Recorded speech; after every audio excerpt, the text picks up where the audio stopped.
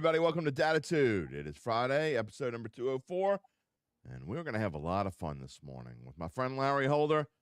We're going to write the post-mortem on the Saints, and hopefully this will be the last time we talk about 2023. It probably won't be, but we're going to do it anyway here, and then we're going to spend about at least half the show talking about our predictions for the NFC and AFC wildcard games this weekend. Super wildcard weekend. What is going on, Larry Holder? I guarantee you this won't be the last time we talk about the 2023 season. Like, I could have cut you off right there, but I was going to let you go. And I will say, luckily for me, in the position that I'm in and the job that I have now, I don't have to talk and write about the Saints every day because I have certainly paid attention to the chatter and anger and everything that's happened over the last several days, stemming back to what happened toward the end of last game and the aftermath and everything. So it's been entertaining, but I'm glad I don't necessarily have to jump into the fray, I guess, until now, right? I guess I got to You now. do still live in New Orleans. You still got to listen to it. So, it's funny because as we were going out there and buy you bets yesterday and we were giving our final thoughts, and I was talking about Dattitude this morning. I was talking about how, you're going to come on and you don't write about the Saints anymore, but you said exactly what I said you would say. I don't cover them anymore, but I still got to deal with the crap. Well, here's the thing. Like, if this probably, I'll just put it on a national level. If we haven't had like the week of, historically great coaches either be fired or stepped away, Lordy. this would probably have been a bigger story nationally. I know it's gotten some play for sure. But this week has been chaotic with all the coaching changes across not just the NFL, obviously with Nick Saban too.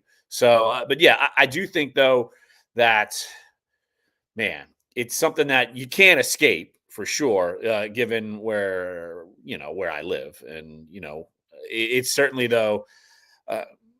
I'm not going to say I see both sides because I do feel like, well, we're going to get into it. Like, there's a side where you can look at it on the surface and say, well, there's an improvement. But of course, you and me have talked about it. We didn't care how the record was, that something throughout the season has been off. Right. And now you see it, and now you know it. And so where do you go from here? And it's, I know where the fans are, so and they're not on the same page as what's going on within the organization. No, and we're going to get right into that in just a minute. I will invite anyone out there. We'll be on the air for about 35, 40 minutes. If you would like to leave a comment or question wherever you're watching, YouTube, Facebook, or X, Twitter, whatever you want to call it, you would type in your comment. It'll show up here on my screen, and then I will then show it on the air, and we'll talk about it here live. As we have, Mark's just jumping kind of right into things here. He's asking if Ben Roethlisberger, Ray Lewis, Deshaun Watson, Jameis Winston get second chances, why can't John Gruden? We haven't got that far, Mark. Give us a chance. And then what are the chances that Bill Belichick, Nick Saban, Pete Carroll, all Croatian American? I don't understand that at all. Maybe, Mark, I'm assuming you're a Croatian American, Satanovic. We've spent a lot of time at Drago, so are they Croatian? Are you Croatian, Mark? I don't even know. But anyway, if you want to ask a question or leave a comment, feel free. We'll show it on the screen. All right, I got to ask you, Larry. Here's the thing, and I've talked about this all week long, and this is the crux of the whole issue for me. When it comes down to Dennis Allen, I was actually all for Dennis Allen coming back next year. The reason being is, look, I think next year is going to be a mess. We've talked about this before. There's $75 million over the cap. At some point, you got to stop kicking the can. I think this is the stop kicking the can moment. Okay, I think this team needs to kind of rebuild from the floor up. That being said, he lost me when he seemed to prove that he doesn't have control over this locker room, or at least doesn't have respect in the locker room. When your team, and you can blame Jameis Winston all you want, it was 11 guys that did what they did on that last play there. So whether you agree with them scoring on the touchdown or not agreeing with them scoring on the touchdown, it doesn't really matter. To me, it's a symbol of this locker room is lost. They don't care about Dennis Allen. They don't want to listen to Dennis Allen. And Mickey Loomis can go in there all he wants and say, let's play nice. We're going to change things next year. That didn't change a damn thing. Once you've lost the locker room, you've kind of lost the team. Well, it goes back to when I was covering the team back when kind of through the 14 through 16 seasons where like there was a definitely a shift in culture and part of it actually involved Dennis Allen actually helping the culture return when he got back on the defensive side of the football. But and that was on the verge of Sean Payton one more season, and if it was mediocre, I mean, he was going to be gone. It was probably going to be one of those mutual partings Right. of ways. So you're basically there now, but I think. And it all goes back to look, Dennis Allen is succeeding the greatest coach in Saints history. That's true. And it's look, and Sean Payton was one way, Dennis Allen is another. And I think the players who were there, even younger players, like they follow suit. Like as some of these players are acting, the younger players who weren't around for Sean Payton, they're following suit. And I don't care if you have Cam Jordan and Demario Davis trying to make sure the players study film. I mean, like the fact that you have to do that, that's and they feel like they don't have to do it. It's an indictment on the staff. I mean, that's the thing. It's like, and I'll harken back to what Sean Payton would say.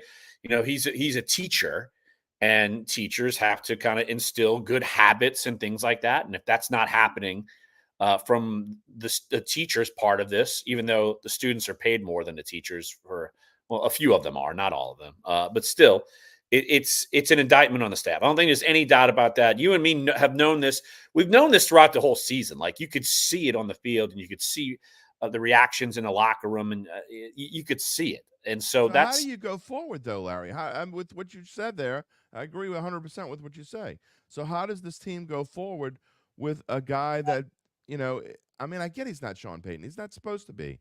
And nobody is. Nobody's Drew Brees. Derek Carr's not Drew Brees. We understand that. But how do you go forward now with what you just said and this team that seems lost and they don't want to play for this guy, or at least they haven't?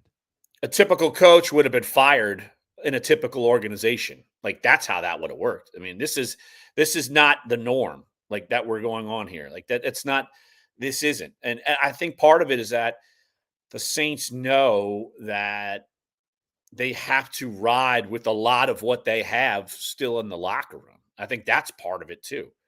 Like what you have the same like the core of the team. It's not like it's going to change a ton, Can't. and yeah, it can't. Like so, that's where you are, and so you got to fix that ship, or next year it's going to be really bad, and then that's and you're anticipating really bad. Look, I don't anticipate them winning 9 games next year. Like I just don't. No. You can look at the opponents on the bottom of the screen, and I get, one of the things that Jeff Duncan was pointing out earlier in the week was, the opponent's winning percentage is bad again. It's 45.3%. That being said, the reason why it's so low is because if you take Carolina twice off of there and Washington off of there, it's a completely different story. Even New York to some extent. This schedule's, you can look at it, it's clearly harder than it was this year. Like, much harder, I think. Well, look at the divisions you're playing. I mean, you're playing the the AFC East.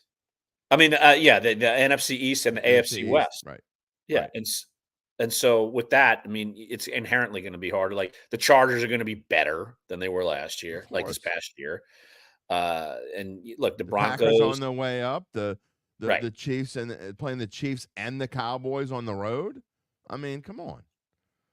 and the Eagles. I mean, Yeah. look, it's the schedule's tougher. I mean, this was the year they blew it. They underachieved. That's the thing. Like they underachieved.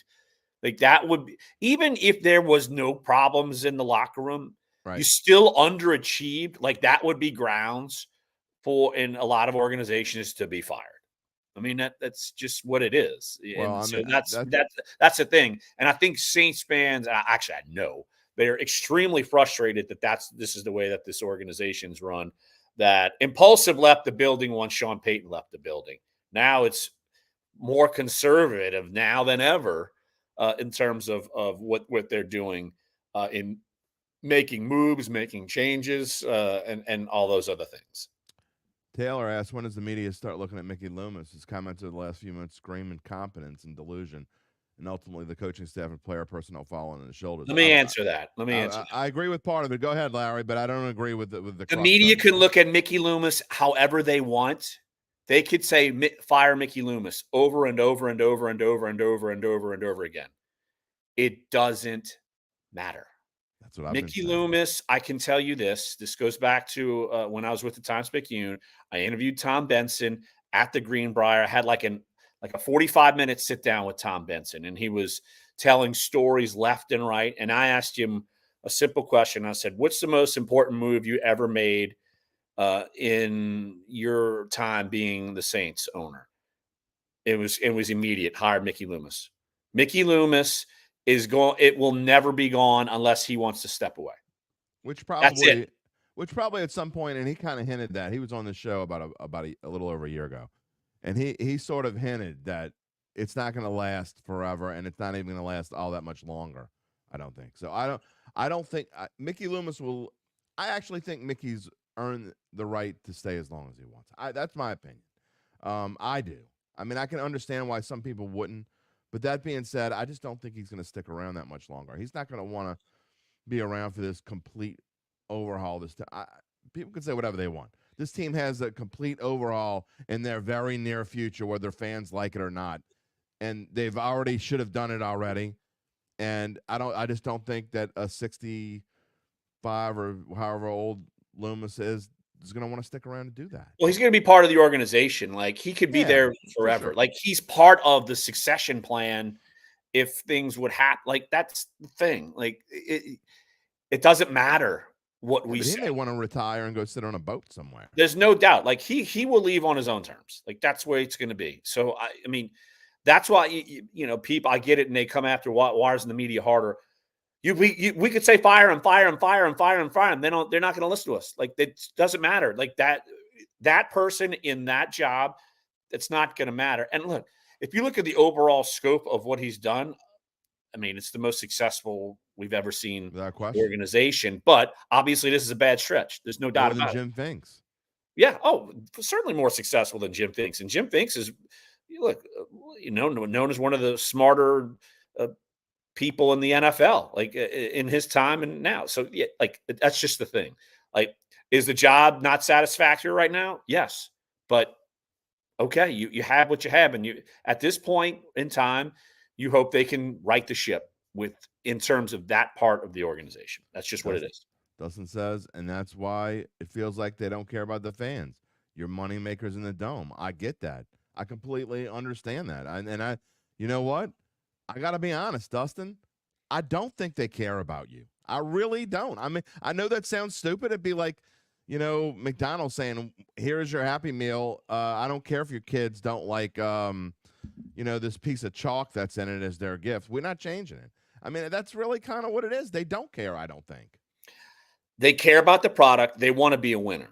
I can tell you they that. care about the product. They want to be a winner. They care about Joe Blow who comes and watches the product. They want to be a winner, but they also look at it differently than a fan does. And some fans want to play fantasy football, and a lot of fans want to play fantasy football. Like everybody wants to be fired every year. Like that, obviously that's not the recipe for success, but still, like when you look at it in the way they're looking at it, I know this is the way they're looking at it. They improved. Their 9 wins, almost made the playoffs.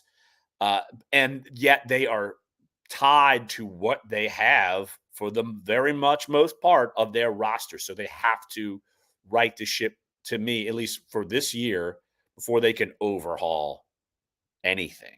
Like that's where they are. What would we be talking about on this show today had Tampa Bay lost to Carolina and the Saints won the division and we're hosting the Eagles? Would we still feel the same way and be talking the same way if the Saints were going to the playoffs this weekend? Probably not, which is what's crazy because Tampa almost lost and they looked bad the last 2 weeks. Like they don't even deserve to be in the playoffs. 100% agree. So it's like the Saints in the backstretch, they actually deserve to be in, which is wild. And so here's the thing. They played 2 of their better games with this perceived strife going on. It just So goes to show you how good they could have been, Larry. That's probably what pisses me off more than anything. It shows how good they could have been because, I had people write me and tweet at me and send me emails about like people actually were defending the status quo and saying that, you know, this how can this team have lost the locker room like you say if they won 4 of their last 5 games? That doesn't mean jack crap to me because they won 4 of their last 5 games. They haven't they didn't play anybody until they actually played Tampa Bay and Atlanta, and you could argue that's not playing anybody either. And so they lost to the one team in that stretch that's in the playoffs, and that's the Rams. I don't count the Bucks because they won by default. So, and the teams they lost to the Rams, they lost by 8, but they should have lost by 20. So, I mean, I don't think I would have feel any different. I would still say Dennis Allen needs to get fired. Even if, I mean, to me, if you lose the locker room, I don't care if you go to the playoffs or not. You can't go forward.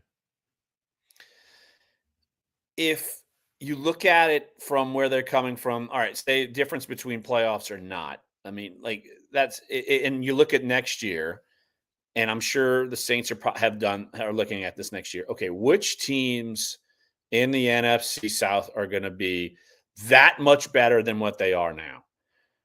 Carolina might not be 2-win Carolina, but they might be 6-win Carolina. I mean, they're having a new coach. They have bigger problems than the Saints have. Tampa, look, they could stick with Baker Mayfield, and they're going to be losing Mike Evans more than likely. He'll probably go to a winner to try to round out the end of his career. And then it's not like they were great. Atlanta, I mean, Bill Belichick could be their next coach, but can he turn that around immediately? Obviously, they will go get a new quarterback somewhere, somehow. They could trade up to number 1. They could go get a veteran. That's apparent. They're going to get at least in their minds, a bona fide quarterback. So maybe they could be a little bit better. But still, the Saints probably walk into that division. If you say right now, would the Saints be the favorite to win that division next year? Like today, current state, you'd probably say yes. And that's probably I'm not going to make them the favorite. I won't. I'm just saying right this second. We haven't seen what's happened in the offseason, moves. We could think differently now. But in terms of where they are, each team as they stand now, the Saints – but that's also the most frustrating part about it, like you said, because they underachieved this year. I totally agree. Underachieved. I will be betting whatever the under win total is. I promise you, I will be I'm not going to be fooled again. I will not be fooled by this fake organization right now because that's what they are. And you keep throwing the things that you keep throwing out there, and you're a fake organization, in my opinion. Niquinta says, stay tuned for more dysfunction. No doubt about it. It is definitely coming up on the horizon. Look, the personnel decisions that Loomis made. Now, some of these you're comparing apples to oranges.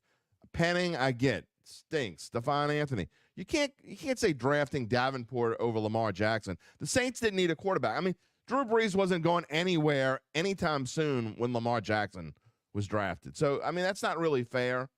But you're why don't right you about list some the of these hits? other things. Like list the hits that made them successful. Alvin Kamara, which was the year before Lamar Jackson. Like I think they did okay with that one. Lattimore. I mean, obviously exactly. Hendrickson's a great player. He played well and then left, but that's Marcus Williams is a good player. Now you can't pick one and the other. Like you need to balance it out. And the record shows it for itself. Like I don't know. You can't go back that far. That to me, that's not fair. All right, Mark, you've been asking about Trevor Penning for like a month now, so I'm going to show this comment and I'll see what Larry thinks. Was he a reach pick, still talented, no coaching, lacking in skill set to play in the NFL?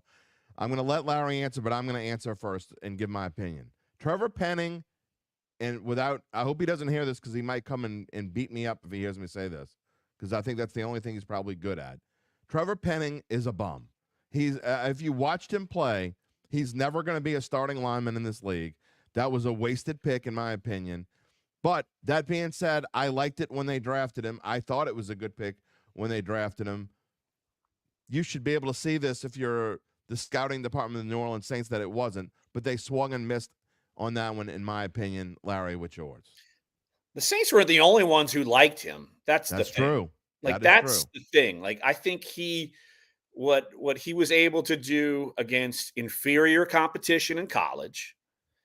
And what he did at the Senior Bowl, I think that convinced NFL teams that he could do it. I mean, like and sometimes those are misses, and he gets up against the big boys and flounders. And then it's like, I'll do another example where you have a guy who has good measurables, does well against inferior competition, shows off at the combine, shows off in workouts, and injuries aside, maybe you see where I'm going at. Teron Armstead should have been like a first round pick, like so at a left tackle, and he's deservedly a Pro Bowl caliber player, but injuries have been his biggest issue. But still, like that, if you flip flopped him, okay, like that's the thing. Like sometimes you get it right and sometimes you don't. I mean, they didn't get it right. I mean, that's just it. I just don't think I agree with you. I don't think he's a starting caliber lineman, and sometimes that happens. I mean, and you don't like that. That's a miss. I mean, there's nothing you can say about it. Miss.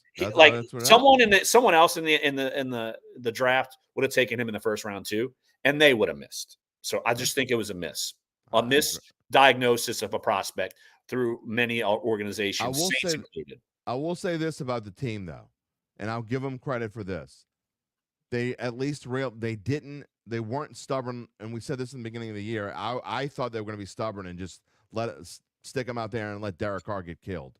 So at least when Andrus Peat was healthy enough, they put Andrus Peat in there at left tackle, which he's not even a tackle, and I thought he did a pretty good job. So all you Andrus Peat bashers out there, I actually thought, barring, he missed probably 5 or 6 games, but overall, I thought Andrus Peat might have had his best season as a Saint. I thought he played outstanding. In a pinch, he did better than you thought, and that's way better. Because the expectations were very low, obviously, but still, in a pinch, you did well. He did well enough, but it's just something that that's the most impulsive move they've made all year. Yeah, no, I agree, and it was the right one, right? But what's sad, and as we stay on the offensive line, we can't talk about the Saints much longer because we're going to move on to the playoffs part of this thing. I don't have carpool or early dismissal, so we can go. We can go. I will say this.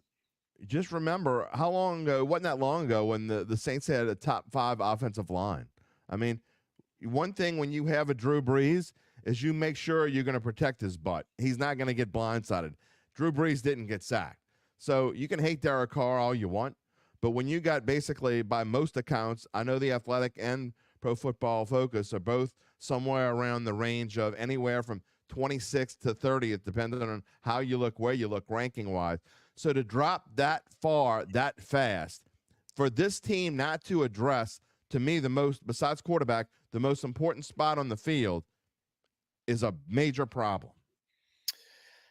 Drew also helped his offensive line by being one of the fastest person to get rid of the football in the league habitually. So that covered up, even when the Saints had question marks along that offensive line, he didn't get as many sacks because he got rid of the football quickly. Derek Carr, at times he holds it too long and should be getting rid of the football. He's not slow. Like Derek Carr isn't like super slow, but he's not the fastest like some other guys. So, look, 0.3 seconds on average can get you sacked a lot more if you got rid of the ball 0.3 seconds quicker on average. Like it's just what the numbers are, and it's true. But obviously the Saints offensive line, a lot of the guys that they had, like even when, Drew Brees was still there, like it wasn't like the offensive line was bad. I think part of it is that you have regressed in talent. And then at quarterback, I mean, let's look at the guys who have played quarterback the last couple of years. Again, they're not getting the ball out as quickly as Drew Brees. The skill position players aren't quite the same either. Like you've had a regression all over the map. And it bothers me, though, that they give Derek Carr such grief. He's basically the 12th highest paid quarterback in the league. And guess where he was rating-wise among a lot of ratings? 12th. Oh, so he's middle of the road, right. He did basically exactly what he was supposed to do. You gave him mid-tier quarterback pay. That's the going rate. Sorry, people. Right, That is the rate for a veteran. That's too bad. It doesn't matter. Trust me, you hear it all the time. Would have been better off for Andy Dalton. $60 million for Derek Carr. I'm like, that is the rate. Right, exactly. Daniel Jones got paid something like that, and he's not middle tier. He's lower tier. He got paid more than that, actually. Right. So it's just like, that is the rate. Get over it. Like you only get lucky if you're Brock Purdy Yeah. Like you find a diamond in the rough all of a sudden, and you don't have to pay him for a couple of years, and you build Right. around him. Same thing happened with Russell Wilson in Seattle. Once they had to pay Woo. Russell Wilson, they weren't getting the Super Bowls anymore, and this, that, and the other. Like that is the I think going. Denver has buyer's remorse. There's no question about it. Oh, They're going to eat a lot of that cap and just we got 2 Dustin comments. Dustin Brown says watch Daniels will be there when the Saints are up for the draft. First of all, Jane Daniels will not be there at 14. There's about a 0.2% chance that Jane Daniels would have to do really something dumb in the offseason for him to be there at 14 when the Saints draft. And if the Saints don't draft an offensive line, I'm just going to lose my I mean, frankly, for a lack of a better term, I'm just going to lose my shit. That's what's going to happen. If the Saints don't draft an offensive lineman with their first pick in the draft, I'm going to go insanely crazy, and Larry won't want to talk to me. there should be viable linemen who play for viable programs, Absolutely. who have played against viable competition. You mean SEC offensive lineman, Big Ten offensive lineman, Right. those guys? You will have that. Somebody like that. You will have that there when they draft. So let's go further. If they don't draft an offensive lineman that's either from the SEC or the Big Ten, I'm probably going to go insane. So there you go. Dustin McCann says, let's talk culture. I mean, Dustin, that's what we've been talking about most of the morning. So I think that's where we are. And I think it is the culture. And you lose a Sean Payton. And look, I get it. You kind of, especially when it happened the way that it happened, obviously Sean took this team by surprise. Okay. They weren't ready for this. And so it's their fault to me that they just said, well, let's stay. It's kind of what the Patriots are doing right now. And I have some Patriots friends who are really upset that Jared Mayo is going to be Gerard Mayo is going to be the coach of the New England Patriots. A lot of people are upset. But I think they're trying to stay the status quo with the Belichickian era, right? The Saints tried to do the same thing. But at some point you say, it doesn't work. Well, we don't know if it's not going to work for New England. But yeah, that was writing on the wall. Doesn't matter what was going to happen with Mike Vrabel. None of that was going to matter. Like Jared Mayo was the guy. That Obviously, they hired him right away. Right. That was known. People, it's funny because, people who say we're reporting on the team, sometimes you run with stuff, sometimes you don't. It's like, all right, well, you know it, but you're not writing it yet. Right. But that was what it was. Like, I could tell you, we had it prepped in our Bill Belichick file for like weeks, like Jared Mayo, maybe Mike Vrabel, but it's going to be Mayo. Like, so that was going to happen. Like, but that's the same thing what the Saints had. It was Dennis Allen from the get-go. Right. And that's the thing, though. Say they win one more game and they would have been 10-7, then you probably would have said it worked, because they would have. Because here's the thing: if one of those wins would have come against a team that was probably in the playoffs, and like they would actually played better and that sort of thing, and so it probably would have had a little bit different. But that's how shows you how razor thin it is, and also in the locker room, it shows you how razor thin it is. Like, this team's good enough. There obviously is not. There's a disconnect. They don't have the ultimate respect of their coach, and feel like they don't have to do everything that's being asked of them. And they still won 9 games. Like, imagine if you had a coach that they respected, maybe they would have won 11. And look, going forward, as we get past this, and I asked, I'm semi-joking when I say, why would how long are we going to talk about 2023? We're going to put it in the past, but I am going to move on. I mean, my thoughts have been known. I mean, you can't. I was joking with my friend from down the street as we were bringing our daughters to the bus stop this morning. I mean, you can't beat a dead horse, or as I joked yesterday, you can only chop dead wood for so long. And so I've made my feelings known on Dennis Allen. I think everyone who listens to this show on a regular basis knows how I feel. It'll come up at different points, but at some point you got to start talking about the future. And I think, Larry's going to be here at least through the playoffs here, and I'm sure we will talk about the Saints, but I think it's going to be after this show. I think you got to start talking more about the future, right? I mean, you can't just keep. The future could easily include coaching staff changes, and I know a question was brought up about John Gruden. Right. I mean, that I would figure that would happen. I mean, he's got to kind of be able to dip his toe a little bit to kind of get his way back in to the NFL.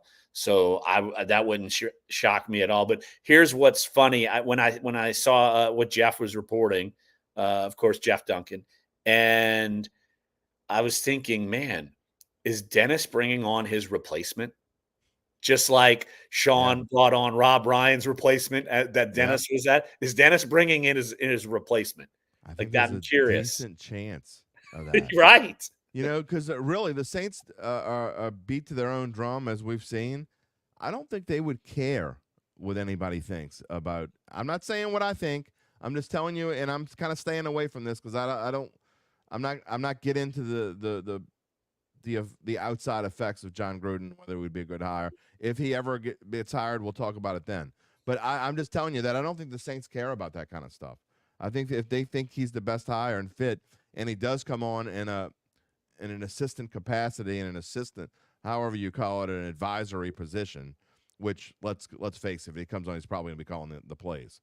And Pete Carmichael might stay on and name, which why he still has a job. That's a whole different story. But if, like you said, if it goes south again next year, like I think you and I both think is going to happen, would they consider John Gruden as a head coach if he had already been on the staff for a year? I mean, that's interesting. But that's another thing where you talk about locker room culture with a locker room buy into John because of all his past transgressions that are now in a lawsuit that are coming out. Probably. I mean, I would,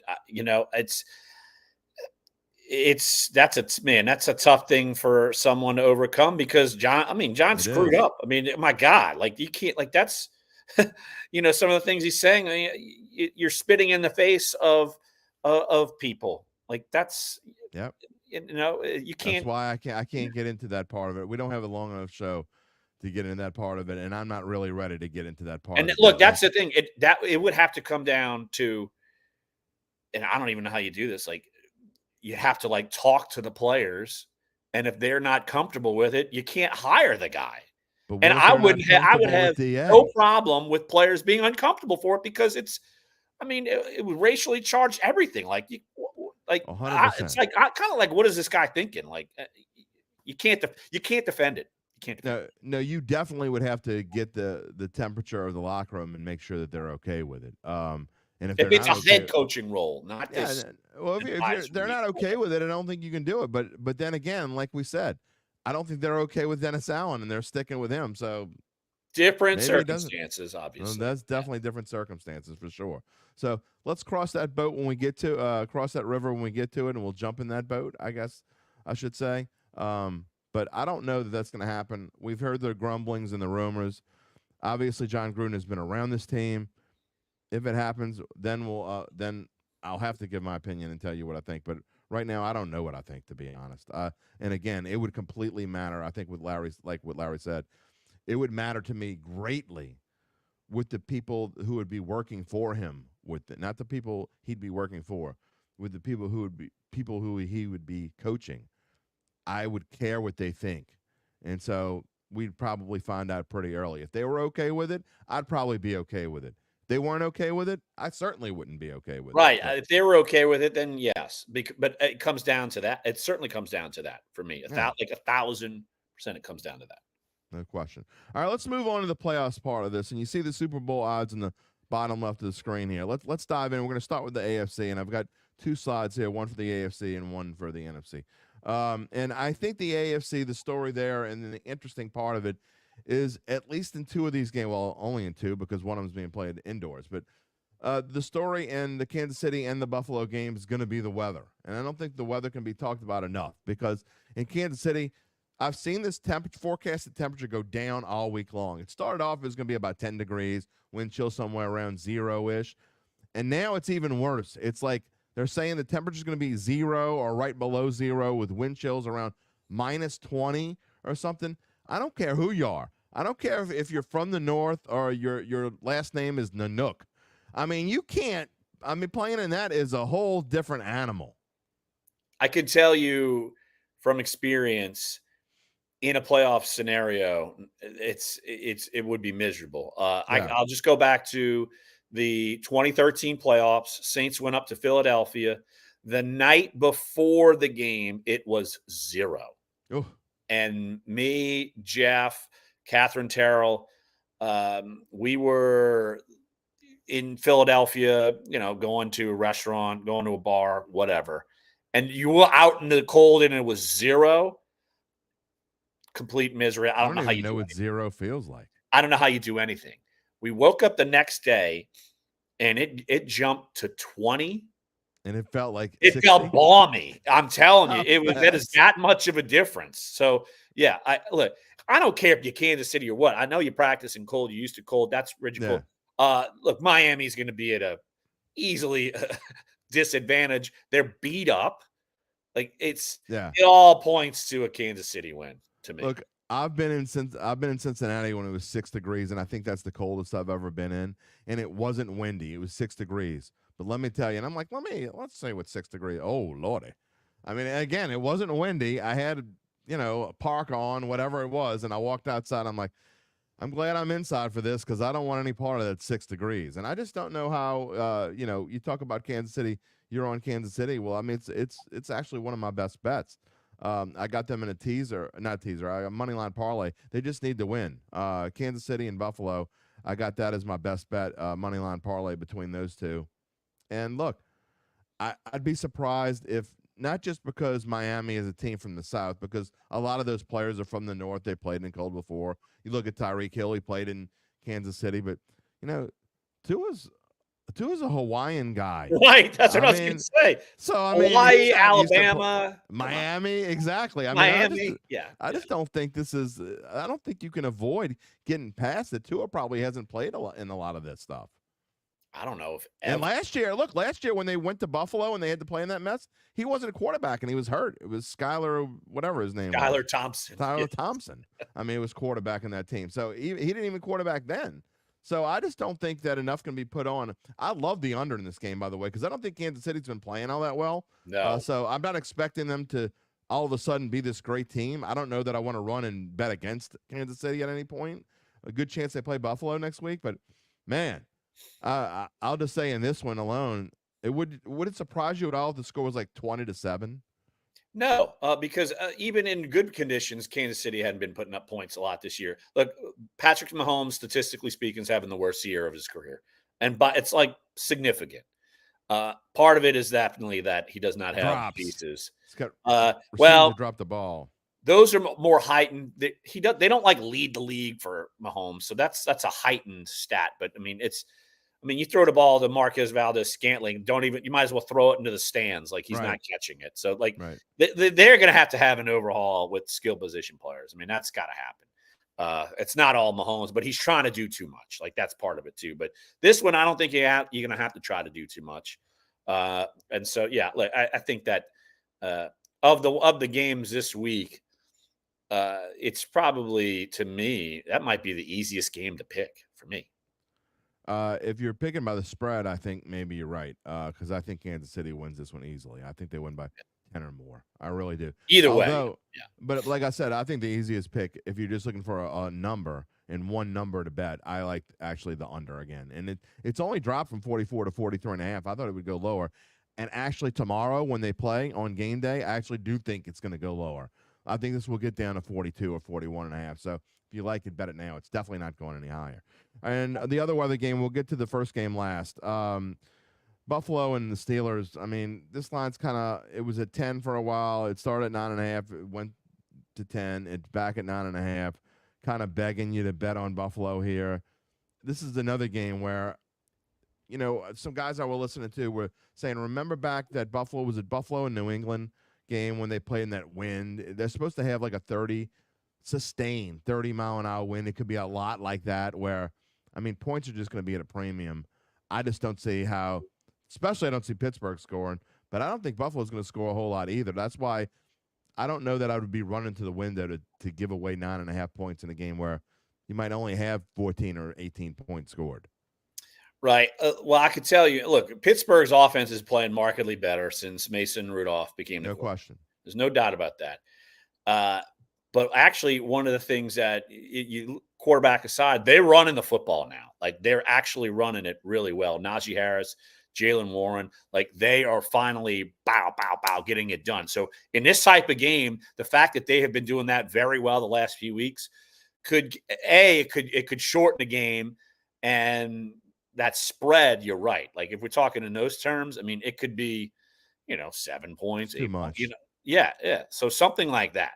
And then and then Buffalo hasn't been running it as well as they did the last couple of weeks when Cook went off and they were running wild, and that hasn't been the case. And Josh Allen, look, he's a risk taker. So, I feel like I'm with you in that. Buffalo, to me, is obvious favorite, but like it could be a close game. No TJ Watt is going to be an issue too. Well, that's the reason why I ended up putting Buffalo in that money line teaser. Because if the Steelers can't rush the quarterback and put pressure on Josh Allen, even with super wind, he's going to find a way to get the ball even on short passes or whether he runs the ball and gets out of the pocket. So actually, and I don't know what the number is for this, but Josh Allen over rushing yards, because I do think he's going to run the ball a decent amount tomorrow. Again, he's not going to try to throw it deep all that much, and if he finds an opening with T.J. Watt going, he's going to take it. So if the over/under rushing total on Josh Allen is somewhere in the low to mid 30s, which is probably what it's going to be, I'd take the over on that. That might be a good player prop to take. But it's going to be snowy, supposedly, blizzard-like conditions. Again, it's going to be the wind more than I think it's going to be the snow. It's not going to be as cold in Buffalo as it is going to be in Kansas City, but it's going to be pretty cold there too. So two interesting weather games. And by the way, if you don't know this already, if you want to watch the Dolphins-Chiefs game, you're either going to have to go to a bar and watch it, or you're going to have to pay for Peacock, because that is the only way to watch that game. My son does it all the time when they have games like that and they're not on regular TV. He calls, how do I watch this game? What's your sign-on for Peacock? What's Peacock? So I'm just telling you, there's a lot of people out there that don't realize that game's on Peacock, and that's the only way to watch that game. So that's coming up. All right, the first game is interesting to me because I think the AFC is so wide open. I actually think the Browns are a good value. Right now they're like 30-1 to win the Super Bowl. Somewhere around 15 or 16-1 to win the AFC. And I'm not saying they're going to win the AFC. I am just saying that there is a good value right there on the Cleveland Browns, because I think they win this game.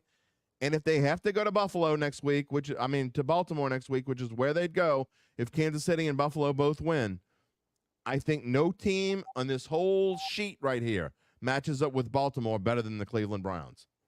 I agree with the last point, but I picked the Texans. Okay. And I think CJ Stroud can deal with this and make things happen. I just, again, I'm going, me, I go quarterbacks a lot. Joe Flacco, he's had a nice run.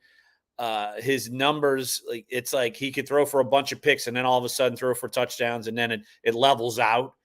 But still, Joe Flacco is still Joe Flacco. I mean, I'm not. I don't deny that. That's the thing. I feel like Stroud is. We're seeing a guy who is going to be really good for a long time, and I don't think this moment's too big for him. Here's what I likened that to yesterday, and the reason why I like Cleveland here. Rookie quarterbacks in general just don't play well in their first ever playoff game. They just don't.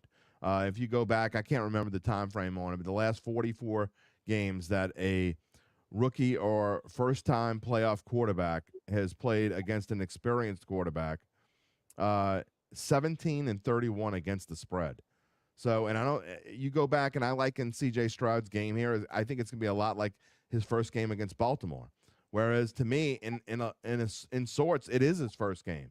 And I get, Derek, be quiet. He's played 14, 15 games or however many he's played this year.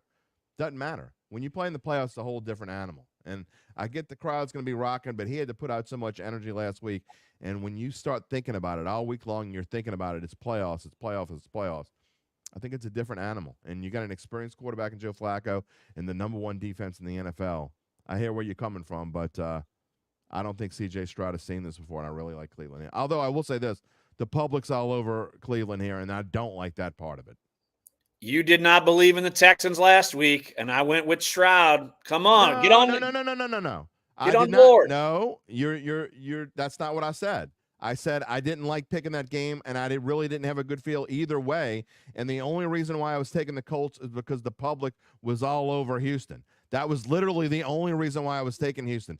This week, I'm taking Cleveland despite the fact that the public is on Cleveland. So I hardly ever go with the public. I usually either stay away from a game, which is basically what I did last week when it came down to Texans Colts. I didn't play that game. And I think I might have put $20 on it just to have fun. But I stayed away from that game for the most part. This week, I'm betting with Aunt Mabel. and that says a lot. So I don't do that very often. I I really don't like know, Cleveland public, here. schmublic, whatever. I go with I well, I I know you look don't at look them at in a different numbers. light. I get it. But I'm not if they got 70% on one side, I'm not going that way. Way more times than not. So and that's the case here. Most of the people like Cleveland. I get your point, and I can be proven wrong. CJ Stroud is definitely I have not given him enough credit all year long. There's no question about that. I just think that the playoffs is a different animal. We'll find out on Saturday. Again, that one's on NBC. You can just watch that with old rabbit ears. You're gonna have fun watching that one. So we'll see. Let's move on to the NFC. My question for you is San Francisco that much better than everyone else? Are we just watching these games for funsies? Can any of these 6 teams beat San Francisco? Trying to think of the circumstances. Dallas would have to play them in everybody's got to play them in San That's Francisco. right. In any of those scenarios, no. I I kind of don't think agree so. with you. I don't know. I don't know that. The only team I think there's 2 teams that I think would have a chance. The other 4 teams don't even have it, like zero, and I think almost zero chance. The only 2 teams I think that have a chance to beat San Francisco on this list are Dallas and the Rams. And look, I don't want to hear from you guys. People say, "Well, Dallas lost 40-7 or whatever the hell it was." That doesn't mean anything to me. Just because you play one game is never going to mean anything to me. But there's a reason why the 49ers are still the Super Bowl favorite, because they're saying whatever, it was one game they lost to the Ravens. Well, and yeah, exactly. But they're also the Super Bowl favorite at plus 220, which is a ridiculous number, by the way, at this point. That's super low. But everybody's betting on San Francisco. So usually that's another reason to stay away from them as well. But I do think Dallas and the Rams would have a chance. I'm not saying that Dallas and the Rams are going to get that far. We'll talk about the games as we go along here. I'm just saying, to me, those are the only 2 teams that match up well against San Francisco. I don't think any of the others do. Let's talk about Green Bay and Dallas first. 3:30 on Sunday on Fox. I thought it was weird how the NFL put the NFC games last and put the AFC games first. Maybe it just worked out that way, how they got picked or whatever, but I just thought that was super odd. I think this game is going to have a lot of points scored in it. Look, I know Jordan Love has played really well as of late, and my guess is you're gonna take Dallas in a slim margin, is my guess. But I just don't know how Green Bay's defense can handle Dallas at all, and I just think that Green Bay hasn't played anybody as of late. I know they beat Kansas City a few weeks ago, but this is a different animal. I think Dallas wins big here.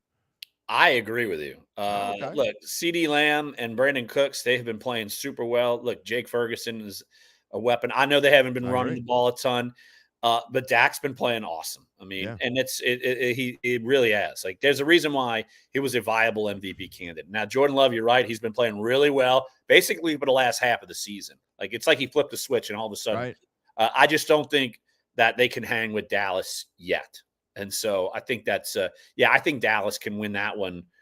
I mean, maybe a couple touchdowns. Like, I just feel like, I mean, they scored I think 30 points or more in every home game they've had this year. Yeah, I just don't see, like, here's the thing. If Green Bay would be playing basically any other team that's in the NFC right now, I'd either pick them or say they have a good shot at pulling off an upset. This is not the team, though, that they can do that with. I completely agree. That's going to be an interesting game. It'll be fun, though. I think it'll be a fun game. I think there'll be a lot of points scored. Actually, like the over 50.5. I think it'll be fun. I just don't see Green Bay being able to keep up. But I will say this, for the future, I think this is going to do a lot for Green Bay going in the future, and Jordan Love's experience that he gets in this game. I love Matt LaFleur and what he's doing with this team. I think it's amazing once he got past Aaron Rodgers. He couldn't wait for Aaron Rodgers to get out of the building. This team has really got a bright future ahead of it. I love Green Bay going forward. All right, I'm going to save the Rams and Lions for last because that is the marquee matchup of the weekend. By the way, in that Dallas game, you talked about not being able to run the ball. I actually like the way Tony Pollard's been able to run the ball. One of my best bets of the week is over 61.5 rushing yards for Tony Pollard. Well, lately, yes, it's finally kind of got going, but Green Bay's got a terrible run defense. So right. Well, I know fantasy football peeps probably want to claw their eyes out because they took Tony Pollard too early. Yeah, well, I'm taking it you did that. All right. I did not. Okay. I did not, thankfully. Okay. All right. Let's save the middle game for last. I'm going to go to the Eagles and Tampa Bay here. And look, I get why people don't like Philadelphia. They haven't played well. They lost 5 out of their last 6 games, but some for the same reasons you were talking about earlier. Tampa Bay doesn't even deserve to be in the playoffs, in my opinion. No one from the NFC South. I think the Eagles, I don't care how bad they've been playing, and I know how banged up they are. There's no way I'm not taking Philadelphia here. I agree. I just don't see I know their defense has been really bad, and they don't even know who's calling the plays each week for defense. But Tampa's like they should be out. Like they should be like Jacksonville. Like they played their way out and they're in. Right. Like so that's the thing. Like I don't care how bad the defense has been for the Eagles. I mean, Jalen Hurts and they'll be able to finger can look like this. I don't care what he can. His hand, it could look like Fred Sanford. Just tush push your way down the field. Exactly. Go for it to go do a tush push on all 4 downs. Get like 2.5 yards of carry, and then that's all they got to do. But no, I can't go. I can't pick Tampa. That's not happening. Well, with their 9-0 win last week for Tampa against a Carolina team that couldn't wait, they had their suitcases packed. They couldn't wait to get out of there and start moving home, back to their homes last week. So with that game, Tampa Bay moved up from the worst passing defense in the league to 30th. So now they're only third worst. And look, A.J. Brown's banged up. Devontae Smith's banged up. I don't care. Jalen Hurts, again, his hands look like this right now. I don't care. Doesn't matter. He's still going to be able to throw the ball against this terrible Tampa defense. I think it's a methodical, boring game that Tampa wins. I mean, Philadelphia wins something in the neighborhood of 23-14 or something boring like that. I still think they could put up points. The Eagles could probably put up points because if they choose to, they might just run the ball. DeAndre Swift might have 150 yards rushing. Okay, maybe so. All right, we saved the best for last. I think it's the best. It's the most intriguing game for sure. Matt Stafford's going back to Detroit to play his former team. Jared Goff's playing his former team and his former coach and Sean McVay against the Rams. Look, again, another game where the public's on the Rams, and I get why, and I hate betting with the public, but I think Dan Campbell has screwed a lot of things up going down the stretch here. I like the Rams, and actually I think the Rams could be one of those teams where it wouldn't surprise. I got a couple little futures on them. Not a lot, but I bet a little bit on them to make some real noise because I don't think anyone wants to play the Rams right now. This is eerie, but I'm picking the Rams as well. What's the matter with us? What is the matter with us? 6. For 5 out of 6, that's not good. What is the matter with us? Yeah, look, Matt Stafford has actually played pretty well all season, but again, the back half of the season, I mean, he has been like the Matt Stafford of 2 years ago. Like he's been excellent, and he's not even leaning on Cooper Kupp. I mean, you have Puka Nacua, who, man, what a bad year to have an incredible rookie year when you got to go against Stroud. Like he'd be the hands down. 100%. Puka would be hands down rookie of the year. And it's going to be like, so that's you can't not pick C.J. Stroud. You have to. Right. You have to. Like, there's no doubt. But like any other year, Puka wins this. So that's a bummer for him. But bright future for actually for the Rams, and he's probably going to keep Matt Stafford playing. He's like, all right, I got this young guy, and I got Cooper. I think I'm going to keep this. Yeah. No, I do think though that. Yeah, it's almost like the Lions hex. Like I think the Rams. I think that's part of it. Going to go in there. They're not going to be. A lot of those guys are not going to be intimidated by Detroit and their crowd. And Jared Goff could all of a sudden start throwing picks. It's happened. Like, it's funny because you know how I do the rates every week. And Jared Goff is like, his rates have been consistently like solid to good throughout each quarter of the season. But it all comes with a high and a low. And so it averages out. So this could easily be like a low, and then the Rams escape and pull off this upset. Yeah, I just think that the Rams are that much better. And I will say this, even if they're not that much better, I think Sean McVay is that much better. I think there's a reason why he stayed around. I was surprised, frankly, that he stayed there. I thought he was leaving for sure because he had talked about leaving after winning the Super Bowl, and I thought he was leaving. But he saw something in this team. And I don't think enough can be – we haven't talked about him, but I don't think enough can be said about Kyron Williams and the life he's injected to this Rams offense as well. I mean, the Rams offense, you can talk about you can talk about Kansas City all you want. You can talk about Buffalo all you want. You can even talk about, I know the Ravens it's a different kind of offense. You talk about San Francisco, but you can make a case that the Rams have the best offense in the playoffs. Well, the pieces are kind of healthy again, which is good. And then, you got Williams back. He's running the ball super well. Balka, sometimes he fumbles, so that's kind of an issue. Yeah. But Matt Stafford's playing comfortable, man. He's, like I said, he's playing like that guy he played a couple years ago. Yes, he is. And so I didn't expect that to happen this year. So that's a big kudos to him. But like I said, I think the Rams are certainly playing hot. Like if you look at any of these teams going into the playoffs, I would say the Rams. If there's anyone you don't want to play, you say the Browns in the AFC. I can get on board with that, even though I picked against them. But I do think though that the Rams are a team you do not want to run into, and they ran into a team that's probably best suited for them to pull off this win and maybe keep that momentum going. And to make it more interesting, if Larry and I are right, if the Rams, Eagles, and Cowboys win next week in the divisional round, it would be Rams at San Francisco and Philadelphia at Dallas. How about that? Fun. Both of those would be fun. And it could be that and Kansas City at Buffalo and Cleveland at Baltimore. I don't know that you could put together if it happens like we basically predicted. We're split on the Cleveland-Houston game. But if it happens like that, I mean, I don't think you could get a better divisional round. Cleveland and Baltimore would be a funner game than Houston-Baltimore. I saw 100%. I agree with you. So for matchup sakes, I do hope that maybe I'm wrong with the Texans, and just for pure what I want to see and have these teams go at it. Those would be the matchups I'd like to see. I'm just saying, if those 4 games come to fruition and that's what you have next week, obviously we're predicting, and that doesn't mean it's going to happen. It probably won't if that's actually what we're predicting. How often are we going to be right about 6 games or even 5 of 6 together? We have 5 of 6 that we're picking together with the chance that all 5 of 6 are right. But if it were to happen, man, that'd be a whole lot of fun. Philadelphia at Dallas, Rams at San Francisco, Cleveland at Baltimore. I'm looking forward to the possibility. Kansas City at Buffalo. All of those would be fun. So anyway, we'll see what happens. All right. Any final thoughts before we go off the air, Mr. Holder? We're kind of back into our regular. I don't know how it was for you guys, but we got the phone call about out of an abundance of caution. We just had 2 weeks off of school, and we had to take another day off of school because, oh God, we had some rain and some wind the other day.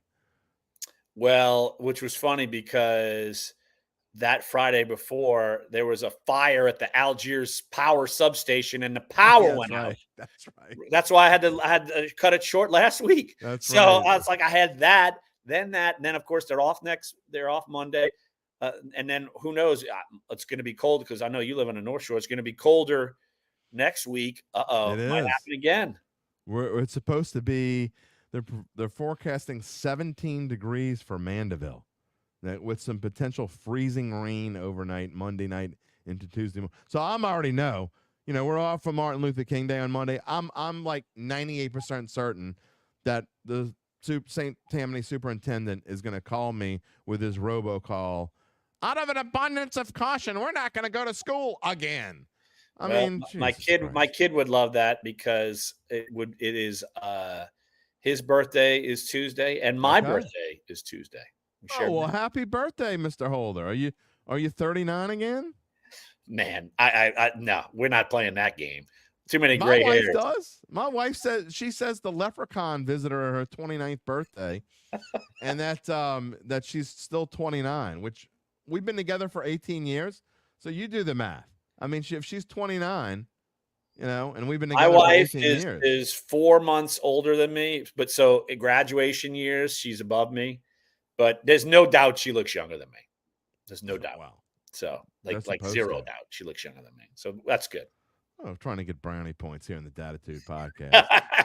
All right, we will talk to you, and hopefully we'll have those aforementioned divisional matchups we'll get to talk about, and I'm sure we'll find a way to bring up the black and gold some kind of way. I'm sure there will be something from now to then that will be notable. Of course there will. There always is with this freaking team. Let's just put it that way. All right, as I said and say here every Friday, when I'm done here, I'm going to go add my monologue and give you a little bit more of what I think because, again, you can't chop enough dead wood, right, in the winter. I mean, you need something to put in the fireplace. So wherever you get your podcast, search for Dattitude and you can find it, and you can talk to me and Larry next Friday here on Dattitude. Everyone have a great weekend. Enjoy the games.